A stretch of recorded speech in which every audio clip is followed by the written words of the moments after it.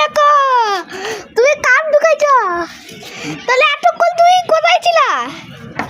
বাংলাদেশ বাংলাদেশ এত তাড়াতাড়ি চলে আসলা গেছি আসছি এটা কি এসে দৌড়াই গেছে নাকি না এরোপ্লেন ও তাহলে হাইটে বাংলাদেশ হ্যাঁ তুমি হাইটে গেছো তাহলে অনেক অনেক দিন লাগতো এক সপ্তাহ লাগতো তাহলে বাংলাদেশ যাইতে ও একদিনে যায় ও একদিনে কেউ হাইটে হাইটে যায় আচ্ছা হাইটে হাইটে যায় তো তোমার পা ব্যথা হয় নাই না হাতে পাও নাই